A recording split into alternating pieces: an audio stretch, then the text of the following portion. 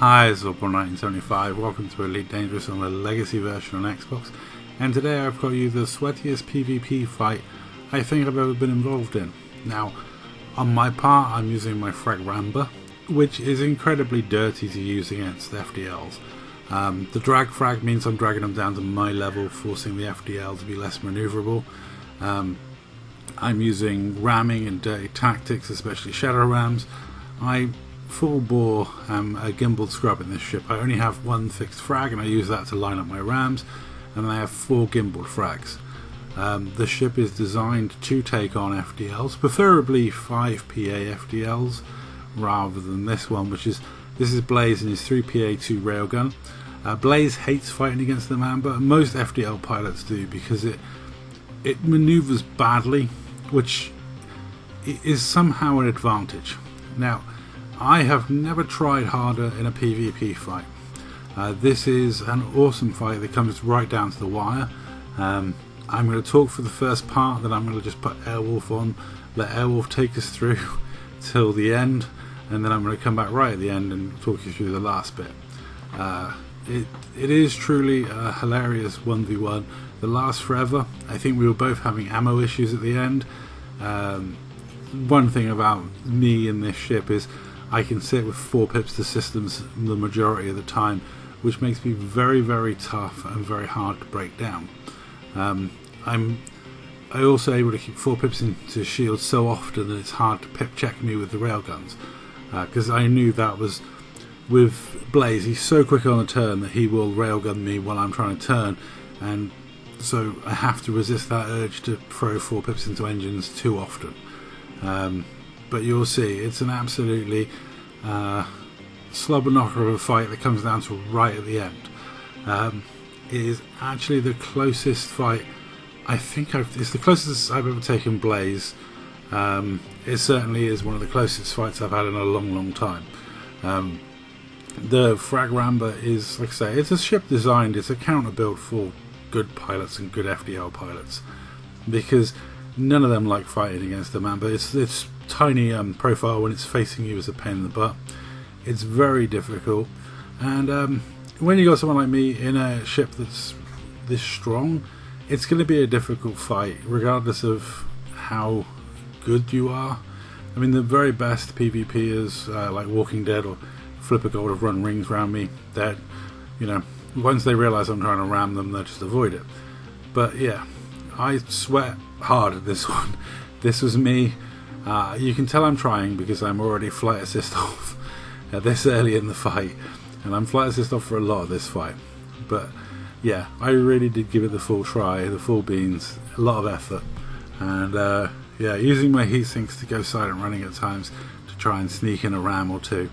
But yeah, it was a properly enjoyable fight.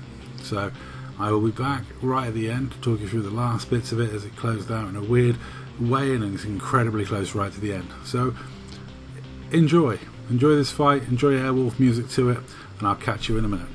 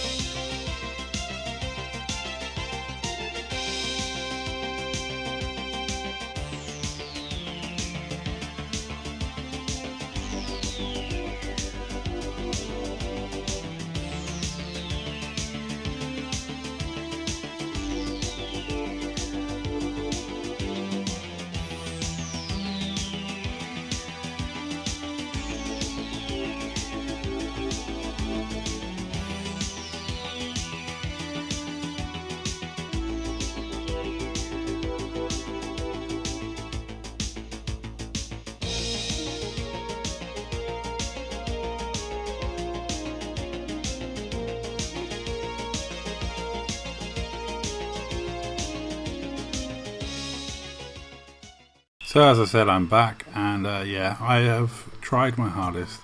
I have sweat it out, and it comes right down to the wire. Fair play to Blaze. This is like the closest I've taken him.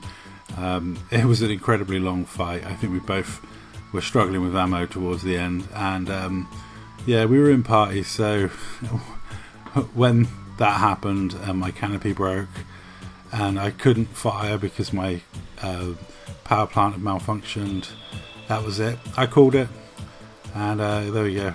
And yeah, Blaze, I didn't notice he'd sent me the I said like, I'll call it GG, and he's put lol and GG bruh, and I didn't really notice he'd typed that for a second, and I'm still trying to kill him. But yeah, 7 plays, that's not very much, but GG, that was a brilliant fight. And that's all. Thank you very much for watching. Let me know what you think in the comments down below.